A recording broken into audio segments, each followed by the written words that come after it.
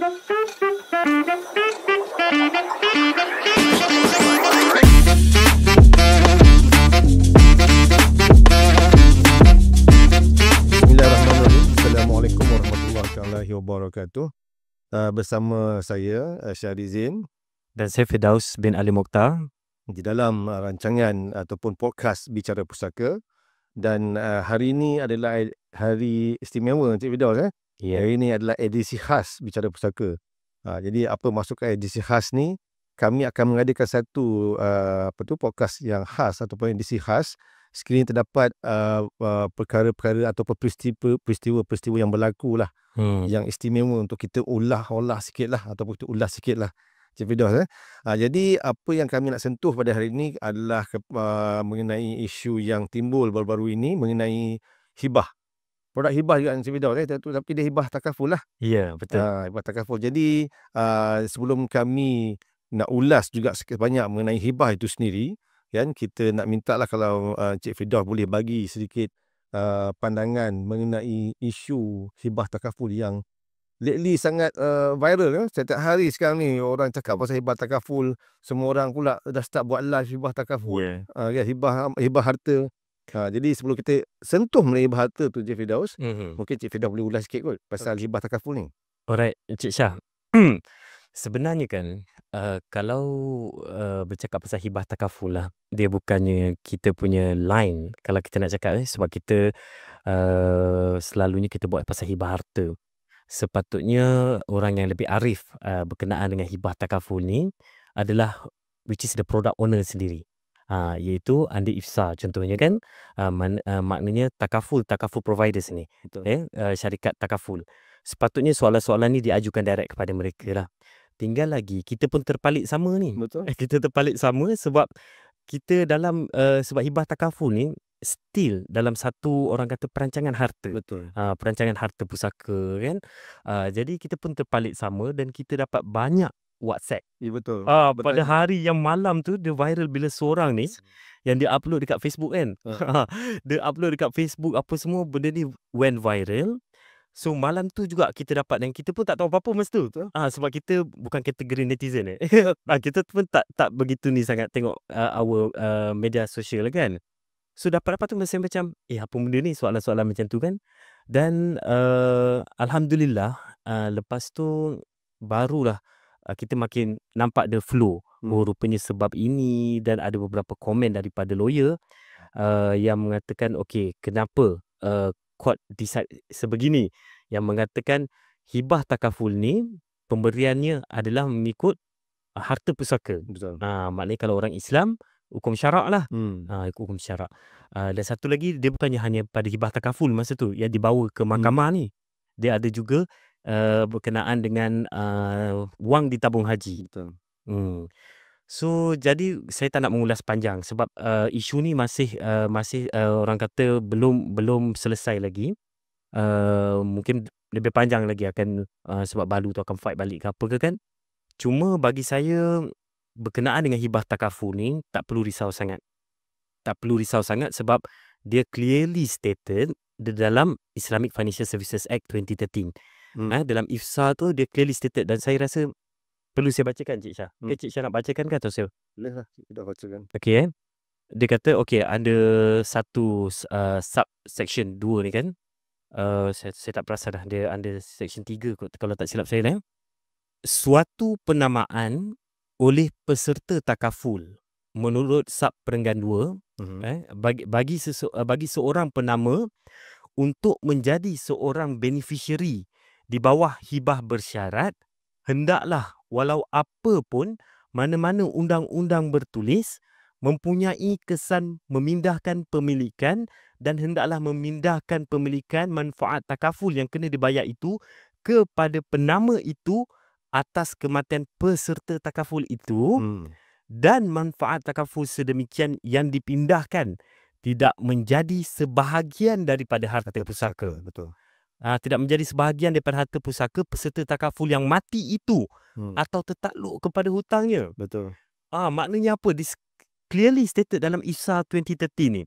So that's why bila keluarnya keputusan mahkamah yang kita rasa agak memeranjatkan, kita rasa mesti ada something wrong. Mesti ada something wrong. Mungkin sama ada mahkamah terkilaf ke, ataupun mungkin lawyer tu tak memberi satu orang kata pandangan keadaan yang sebenar. Mungkin. Sebab kita boleh komen panjang lah kan, sebab belum final lagi decision tu. Itu sikit sebanyak lah. Itu sedikit sebanyak lah, panjang lebar. Pada semua pendengar ataupun yang melihat podcast kita ni, just pesanan jangan risau mengenai hibah takaful lah. Ya, dia memang direct bawah IFSA sebenarnya. So tak ada masalah sebenarnya. So dah ada akta yang govern kan dia actually hibah takaful lah. Jadi maka disebabkan benda tu timbul, bila kami ni mendengar jugalah banyak orang yang buat live cerita pasal hibah harta pula sekali kan.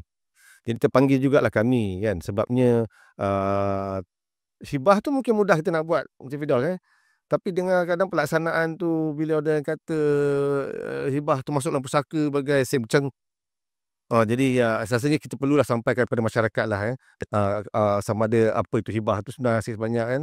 Walaupun kita sepatutnya ada topik yang khas untuk hibah selepas ni, tapi tak apa, kita sentuh sekejap, jadi dapat sentuh sikit pendedahan kepada masyarakat mengenai hibah lah.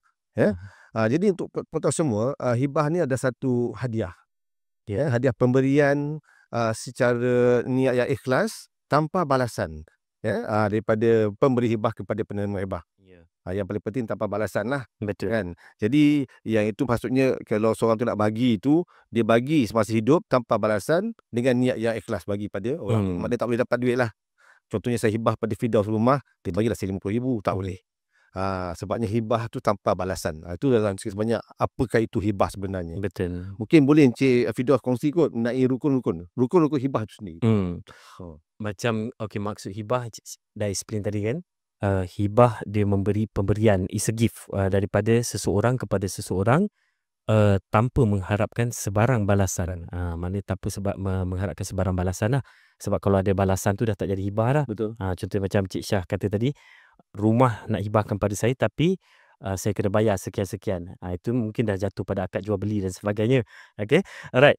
So hibah kita dah clear. Ia adalah hadiah daripada seseorang kepada seseorang. Tak kisahlah orang tu dia daripada seorang yang miskin kepada orang kaya ke, orang kaya kepada orang miskin ke. Tapi itu yang dipanggil sebagai hibah.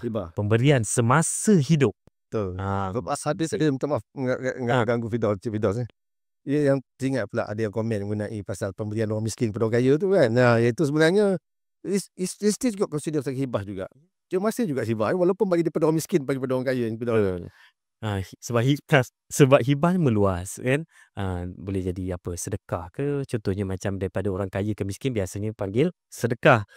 Tapi boleh je dia kata saya menghibahkan. Tak salah kan, tetap dapat pahala. Sebab yang pentingnya adalah dia mengikut hibah ni merupakan satu instrumen yang mengikut hukum syarak. Itu yang paling penting lah. Okey, kita berbalik kepada soalan Encik Syah tadi kan. Rukun-rukun hibah ni ada sesetengah orang dia kata ada 4 rukun-rukun hibah. Betul. Tetapi macam saya suka pecahkan. Yang keempat tu dia jadi 2. Jadi macam 5 rukun-rukun hibah. Okay. Yang pertamanya perlunya ada pemberi hibah.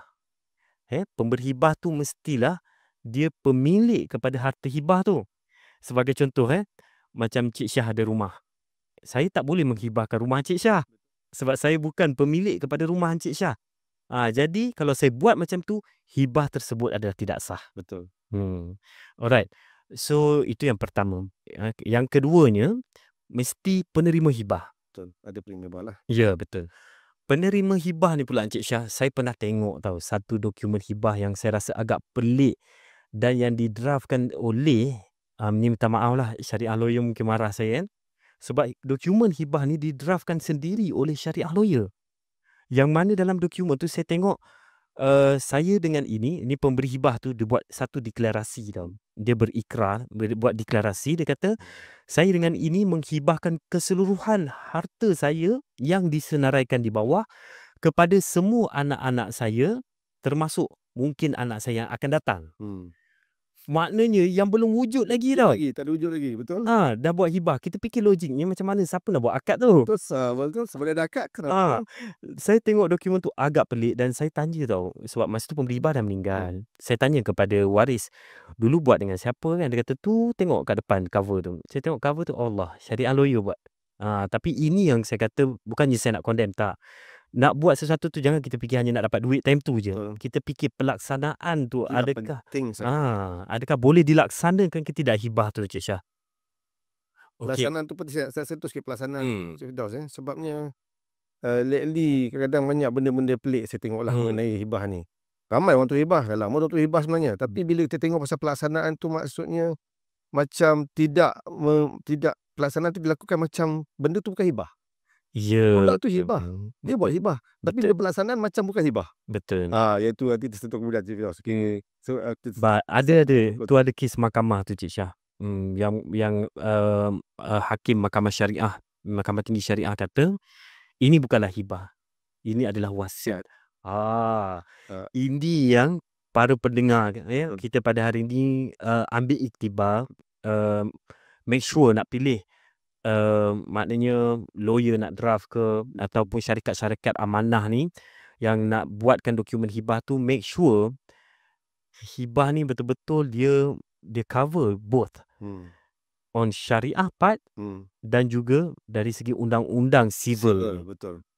Itu masalah yang sangat besar, sangat-sangat besar. Okey. So kita berbalik pada soalan Cik Syah tadi berkenaan rukun hibah. Yang ketiganya mestilah harta hibah yang orang kata halal.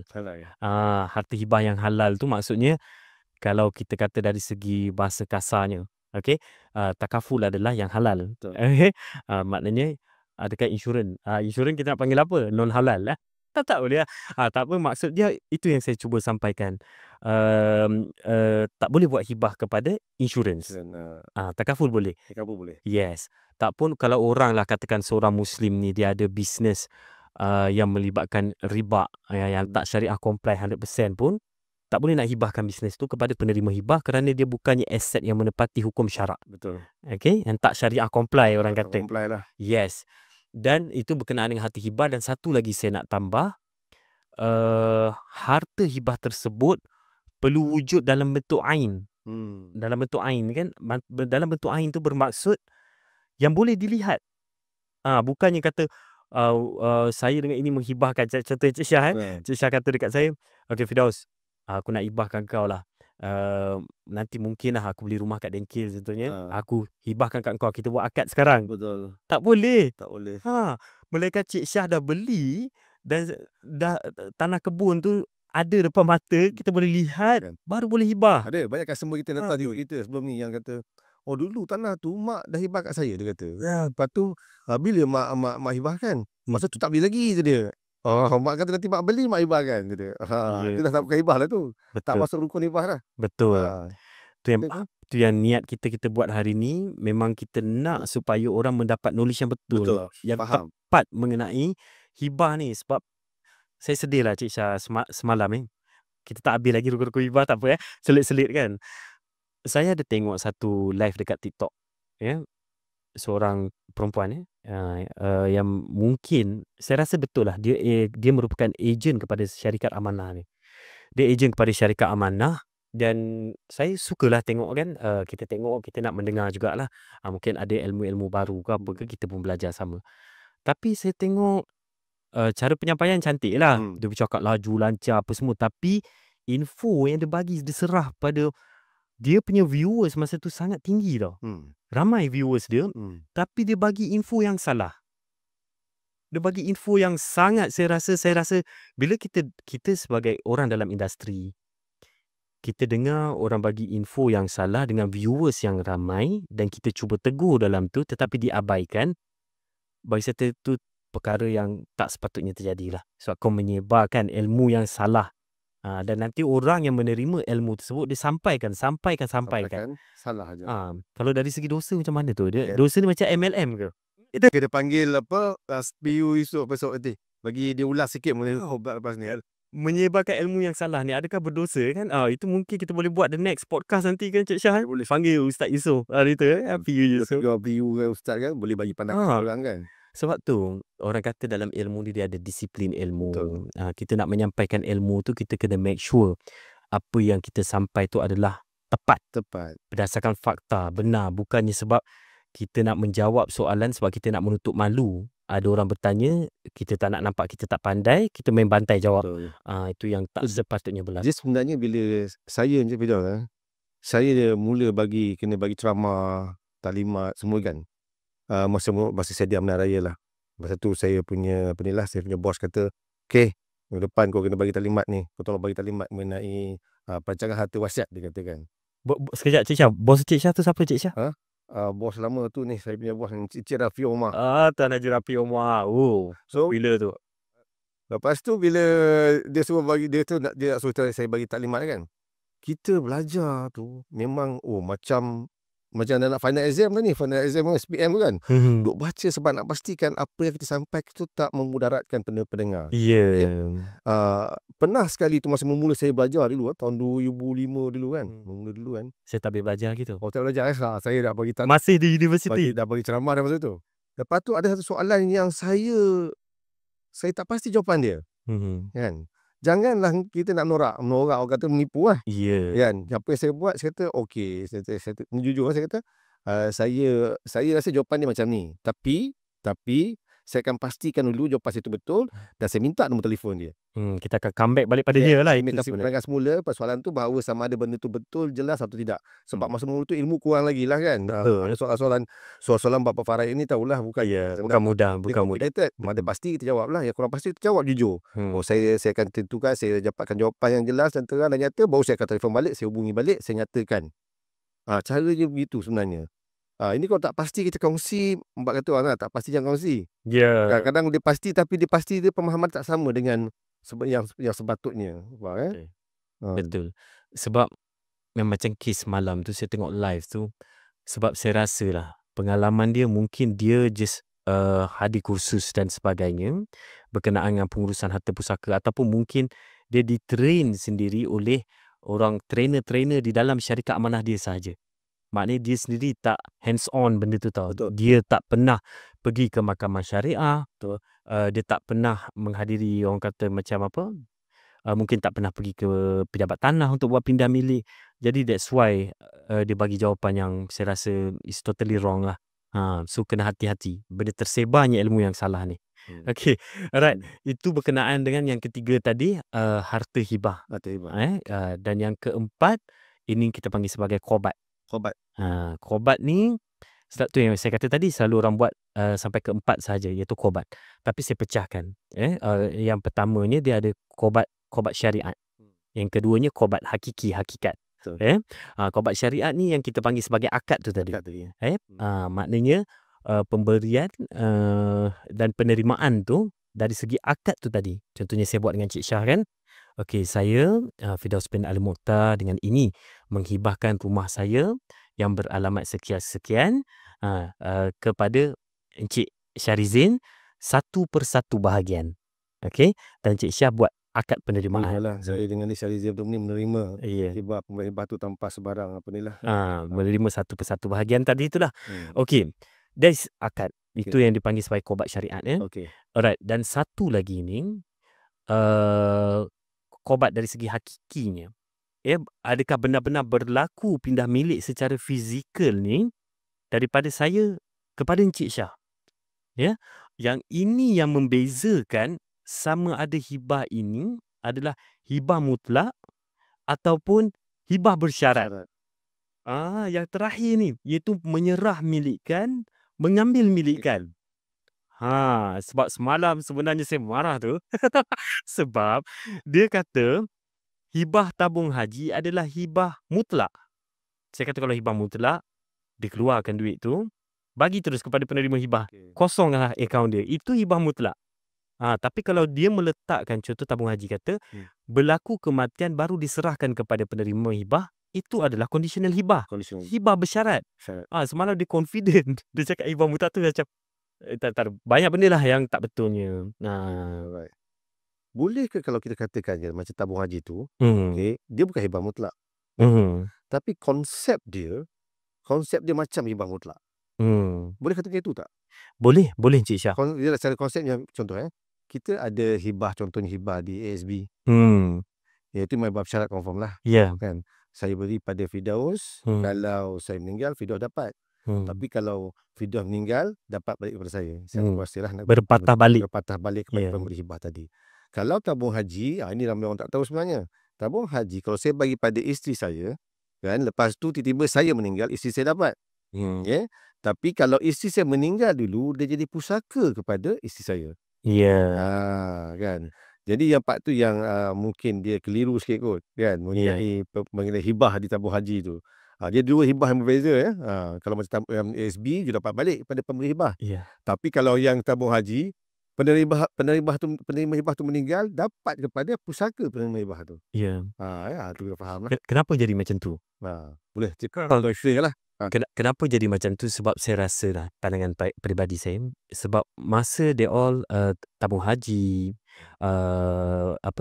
ASNB, dia develop produk tu, masa tu tak ada satu guideline. Akta hibah tak ada, enactment hibah pun tak ada, fatwa hibah pun tak ada lagi masa tu. Sebab tu ingat saya, kalau tak silap saya lah, fatwa hibah yang pertama dikeluarkan oleh Negeri Selangor pada tahun 2021 kan? 2021. Betul lah, masa tu kita baru masuk Palladium kan? Kita baru masuk Palladium, keluarnya fatwa hibah, dan kemudian barulah ada enactment hibah negeri Kelantan dan fatwa hibah negeri-negeri lain lah. Dan tak semua negeri pun ada, serta-serta negeri saja. Saya rasa disebabkan itu berlakunya kekeliruan, bukan kekeliruan, ataupun orang kata perbezaan di dalam hibah bersyarat ni. Macam Cik Syah kata tadi, ASB hari ni kita buat hibah, meninggalnya penerima hibah tu dia berpatah balik kepada pemberi hibah. Maknanya terbatalnya hibah tu. Betul. Tapi tabung haji dah buat, maknanya that's it. Berlaku kematian kepada penerima hibah, dia menjadi harta pusaka penerima hibah. Kalau suami bagi dapat 1/4 je lah, tinggal raka kan. Macam tu lah. Betul. So that's dia lah. Dia punya penerangan sikit mengenai hibah tu lah. Dan juga kekeliruan di antara pengamal-pengamal hibah di luar sana lah. Jadi sebelum saya nak sentuh sikit lah Encik Firdaus mengenai perbezaan dari hibah, wasiat dan juga faraid. Just boleh kita bincang sikit lah benda tu Encik Firdaus. Kita kena tahu pelaksanaan untuk hibah ni semasa hidup. Betul Betul. Betul untuk wasiat pula lepas mati. Betul. Sama juga dengan hukum faraid selepas kematian. Maksud faraid sini pusaka lah. Ya. Okey, nombor 2 yang penting pemberi hibah ni dia boleh bagi terus kepada penerima hibah. Ya, betul. Untuk pula kalau wasiat pula, untuk pemberian dia selepas meninggal besok kepada 1/3 pada bukan waris faraid. Ya. Dan faraid pula penerima dia tu manfaat tu adalah, ataupun penerima kepada harta tu adalah waris faraid. Dia kena tahu tu dulu. Masuk kat sini hibah tu semasa hidup, pemberian semasa hidup adalah hadiah. Wasiat tu pula perancangan untuk pemberian selepas kematian, terutama kepada 1/3 kepada bukan waris faraid. Dan kalau ikut wasiat 2/3 tu dapatkan waris faraid lah. Ataupun pemberian faraid tu kalau tak ada wasiat, pemberian ataupun bahagian selepas meninggal pun akan merujuk kepada hukum faraid. Tu perbezaan sikit sebanyak lah mengenai hibah, wasiat dan juga faraid. Iaitu orang kena tahu jugalah kan. Ada orang tanya hibah tu macam wasiat ke, ataupun hibah tu dia ikut faraid ke, dia tak sama. Lepas tu lagi satu kelebihan dia, penerima hibah ni kan, penerima hibah ni boleh siapa saja. Betul. Sebab tak kisahlah. Contohnya macam sekarang lah Cik Syah kan, saya nak buat sedekah amal jariah ke apa, saya tak perlu pastikan sama ada penerima yang wang yang saya nak sedekahkan ni dia Islam ke tidak. Betul. Saya boleh sedekah juga pada bukan Islam. Betul. Tak salah kan. Sama juga dengan hibah. Harta kita masa kita hidup ni, kita bebas nak hibahkan kepada sesiapa saja. Tak ada siapa boleh nafikan. Betul.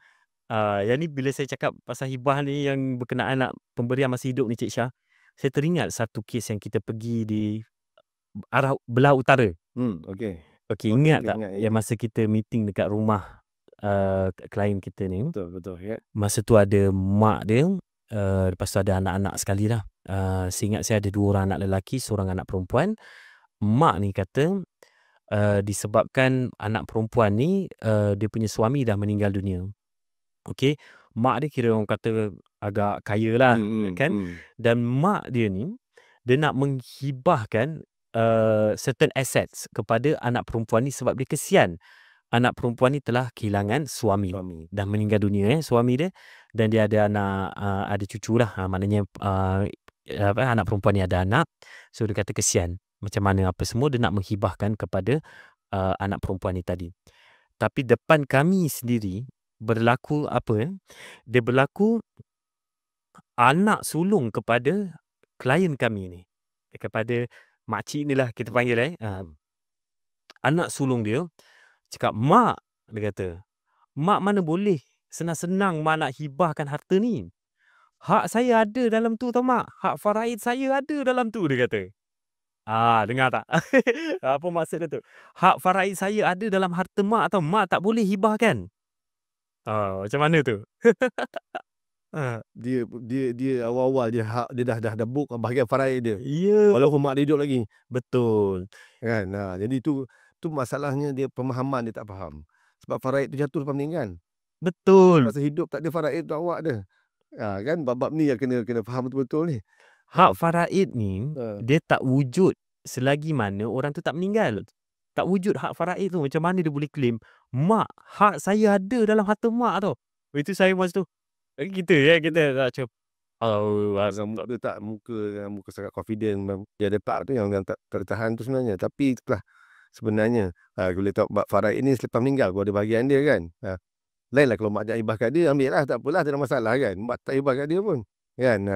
Sebabnya itu macam kita bincang tadi lah, untuk hibah sesiapa pun menjadi waris kepada atau penerima pada hibah. betul. Berbanding pula faraid pula, penerima dia adalah penerima faraid, iaitu dah tentukan. Dah ditetapkan. Betul. Kan, dah kena ikut lah kan. Cuma pada wasiat pula, penerima dia boleh bukan waris faraid, iaitu 1/3.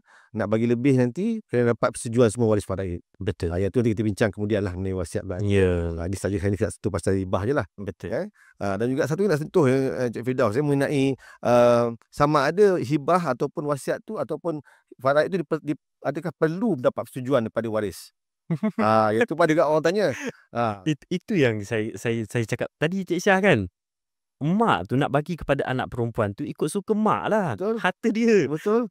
Walaupun kau anak lelaki ke, anak sulung ke, tak ada hak. Mak tak perlu mendapatkan persetujuan daripada anak-anak lain kalau mak nak buat hibah kepada sesiapa pun. Betul. Jadi soalan Cik Syah tepat dengan kes yang saya bagi tadi tu. Sebab apa? Saya faham soalan Cik Syah tu. Sebab yelah, kan macam Cik Syah katalah, subuh-subuh pagi Cik Syah dah tengok banyak sangat orang bercakap, buat live TikTok berkenaan dengan harta pusaka ni. Tapi kebanyakannya menyebarkan ilmu yang kurang tepat. Yang kurang tepat. Kurang tepat. Maksud dia, saya tahu Cik Syah. Sebab apa? Soalan Cik Syah tu mungkin nak tanya kalau yang hibah bersyarat selepas kematian ni kan, perlu atau tidak mendapatkan persetujuan daripada waris-waris faraid. Betul kan? Betul. Alright. Ini yang saya kata, bila once dah buat hibah, bila once dah buat hibah, kenapa nak perlu dapat persetujuan daripada waris-waris faraid? Betul. Ini pelaksanaan tuan-tuan dan puan-puan yang pendengar pada hari ni lah. Kalaulah kes adanya hibah tu yang perlu dapat persetujuan tu, kontes je. Sebenarnya tu adalah harta pusaka, bukan hibah. Dia jadi tadi dia tengok satu live tu. Kata dia kata dia terangkan betul lah. Hibah itu terkeluar daripada harta pusaka. Betul? Betul. Memang tuan-tuan perempuan hibah itu terkeluar dari harta pusaka, sebabnya kita bincang tadi lah. Pelaksanaan semua dibuat semasa hidup lah. Kita buat semasa hidup, documentation dia semua kan. Dan hibah tu dari hadiah kan, pemberian semasa hidup. Betul masa penerangan tu. Tapi bila dia cakap, dia menerangkan mengenai pelaksanaan nanti, hibah tu nanti, dia kata perlu mendapatkan persetujuan keluarga, ahli keluarga. Saya kata macam, masa peringkat awal dia dah betul dah bagi penerangan. Hibah tu terkeluar di pusaka. Tapi kenapa bila berlaku kematian, tiba-tiba perlu mendapat persetujuan waris faraid pula? Itu dah bukan hibah. Betul. Yang tu saya macam terperanjat. Saya pun teks saya tanya dalam tu kan. Saya kata, sekiranya hibah tu perlu mendapatkan persetujuan waris faraid, dah kira bukan hibah lah. Bukan hibah. Lepas tu, dia tak baca. Saya tulis 4 kali saya hantar. Dia tak baca, dia suruh naik tinggi lagi je. Sebab dia tak boleh jawab. Pada saya pelaksanaan untuk hibah ni tak termasuk dalam wasiat dia punya pentadbiran pusaka langsung. Betul. Memang tak termasuk langsung dalam pentadbiran pusaka. Kena pun dapat di apa semua kena ambil, kenapa? Betul. Itu saya punya question pada dia lah. Pelaksanaan hibah kadang-kadang bila syarikat amanah yang menawarkan produk hibah ni, bila berlaku kematian, dorang menggunakan instrumen harta pusaka. Dia kata okey, ni tapi dia cakap dekat waris tu lah, waris yang lain, ni dah dihibahkan dah ni. Dia dah dihibahkan, dia lah penerima hibah, you all tak boleh contest, sign lah surat persetujuan keluarga ni. Sign lah DDA form ni. Kalau macam tu saya nak tanyalah kepada syarikat amanah tersebut, kalau ada yang menonton ni, saya nak tanya. Kalaulah saya ni penerima, saya ni waris kepada si mati yang buat hibah. Katakan Cik Syah penerima hibah, tiba-tiba ni saya tanya kepada syarikat amanah yang buat ni. Okay, you buat hibah yang dibuat oleh pemberi hibah ni tadi. Lepas tu kalau you tanyalah saya, you suruh saya sign dokumen hibah tu, dokumen persetujuan keluarga tu, kalau saya tak sign macam mana? Kalau saya tak sign macam mana? Saya kata tak nak. Kalau nak mendapatkan persetujuan saya, ni adalah harta pusaka. Betul. Yang tadi tu hanyalah wasiat saja ke dokumen hibah tu? Kalau saya tak nak sign, saya nakkan macam mana? Kena bawa pergi ke mahkamah syariah untuk buat pengesahan hibah tersebut. Dapatkan perintah mahkamah syariah. Kalau perlu dapatkan perintah mahkamah syariah, Encik Syah, kalau perlu mendapatkan persetujuan, saya tak bersetuju. Lepas tu kena dapatkan perintah daripada mahkamah syariah. Katakan mahkamah syariah keluar perintah, ini bukan hibah, ini adalah wasiat. Apa akan jadi? Macam kes sebelum ni lah. Yes. Maknanya syarikat amanah yang sedang menonton ni, Encik Syah boleh sue you tau. Betul tak? Sebab apa? Sepatutnya Encik Syah boleh dapat rumah tu 100% disebabkan dokumen hibah yang you buat tu tak mengikut tata cara yang betul, tak boleh dilaksanakan. Encik Syah boleh saman. Katakan 1 million tadi harga rumah sepatutnya Encik Syah dapat. Last kalau semua waris ni dia contest, Encik Syah hanya dapat 1/3 daripada 1 million punya value. Encik Syah hanya dapat berapa? 333,000. Berapa? Lebih kurang ya? Lebih kurang ya? 334,000. Kan? Macam tu. 333,333 sen. Kan? So, yang balance Encik Syah tak dapat 2/3 tu, something yang boleh dibawa ke mahkamah lah. Yang ini, maknanya apa? Maknanya tidak ada unsur kepastian bahawa hibah ini boleh dilaksanakan. Maknanya uncertainty. Dalam Islam kita panggil apa? Dulu saya sebut goro salah ya. Gara tu sebenarnya. Sampai juga macam cerita. Lately banyak orang bertanya, telefon bertanya mengenai hibah ni lepas PZ Timbul lah. So satu lagi benda pelik minggu lepas saya dapat satu panggilan juga. Seorang pelanggan dia kata makcik ni meninggal dunia. Makcik ni meninggal dunia dan makcik ni ada duit dalam tabung haji. Okay.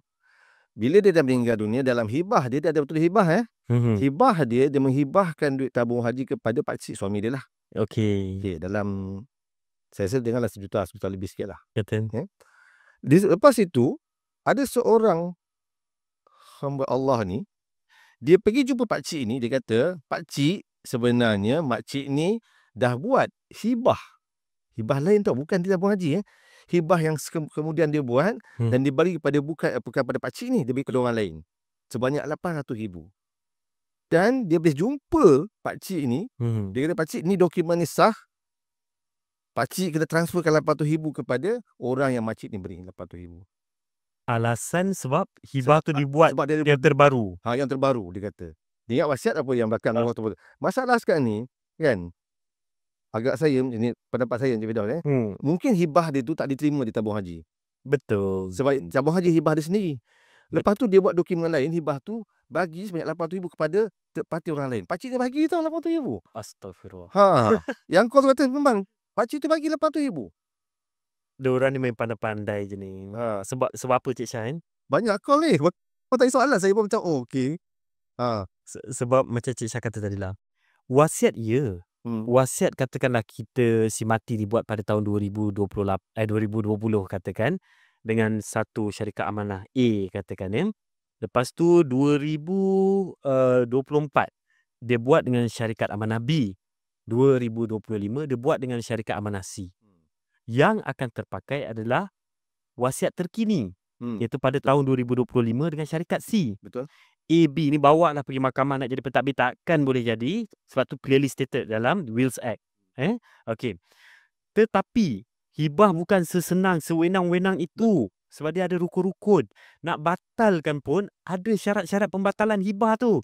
You tak boleh simply dokumen tu you ambil cakap, oh kau punya lama punya, kau dah tak layak jadi penerima hibah, aku punya baru. Mana boleh. Suka dia je. Aduh. Saya marah betul lah. Tak, benda tu yang macam mana tau. Bila sebab minta maaf lah, sebab kita personally, kita nak develop produk tu ni, pengalaman kita daripada syarikat-syarikat terdahulu kan. Kan present. Okey, dah present kepada syariah, dapat approval syariah, tak habis lagi ni. On the civil side kita nak kena cover juga. Betul. Nak make sure hibah tu boleh dilaksanakan, boleh di-execute kan. Boleh di-execute kan, bahasa orang putih tu lah, bahasa Malaysia dilaksanakan lah. Pelaksanaannya boleh kan. Sebab tu kajian dibuat ni hukum syarak pula, macam mana syariah terpresent. Dapat syariah pun dekat 2-3 tahun masa tu kan. Dah buat clearance, barulah tengok pada on civil side pula. On civil tak sama undang-undang dengan syariah. Jadi kena study juga supaya bila kita tawarkan produk hibah ni, dianya boleh dilaksanakan mengikut nombor 1 hukum syarak ataupun patuh syariah, dan nombor 2 mengikut hukum civil lah, undang-undang civil. Undang-undang civil. Itu yang penting sebenarnya. Ya. Rasanya kita nak di sini kerja video lebih dah ni. So banyak sangat. Saya dah kongsikan semua yang saya dapat call ni, saya pening juga. Pening juga. Tapi yang kes Cik Syah share tu menarik tu. Itu sepatutnya lah boleh bawa ke mahkamah tu. Maksudnya apa? First tak payah layan lah. Tak payah layan sebab apa? Tabung haji ni dia hanya recognize hibah daripada tabung haji sendiri. Sebab apa tu, bila dia nak develop hibah tabung haji ni, bukannya dia all simply develop. Betul. Dia melalui banyak proses, melalui dia orang punya syariah komiti dan sebagainya. Mungkin pandangan daripada external syariah lawyer, mungkin daripada external syariah advisor sekali. Dia orang bukannya simply buat develop that product. So daripada luar ni pandai-pandai cakap, oh saya punya hibah ni yang terbaru, boleh pula orang kata supersede hibah di tabung haji tu. Is totally salah lah. Dan saya rasa dah banyak sangat saya bercakap hari ni kan. Dah macam setengah jam ni kita buat sedap dia. Minta maaf lah sebab kami banyak dapat call. Yo. Lepas 1 or 2 weeks ni banyak sangat dapat orang call daripada pelanggan, tanya mengenai hibah dia, apa jadi pada hibah dia, macam mana. Siap dia panggil pula itu hari masa hari cuti tu, mendapat penjelasan mengenai produk hibah dan amanah dia. Kita kena pergilah bagi penerangan kepada mereka yang ada produk-produk tu kan. Betul. Jadi itulah pada saya cukuplah kurut dulu pada untuk hari ni, untuk kita edisi khas hibah harta ni kan.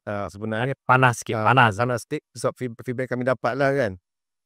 Dia jadi macam lain sebab bila mesej pun dia tak nak baca, tu lah masalah dia. Tapi tak apa, mungkin masa tu saya ingat mungkin dia betul, saya salah. Saya nak dapat mungkin lah kita nak daripada dia bertukar pandangan dan sebagainya. Dia tak nak baca langsung, dia tu scroll je kita 4 kali 5 kali mesej itu kan. Tapi tak apalah, saya rasa itu saja untuk hari ni lah, untuk edisi khas hibah harta untuk hari ni daripada Bicara Pusaka.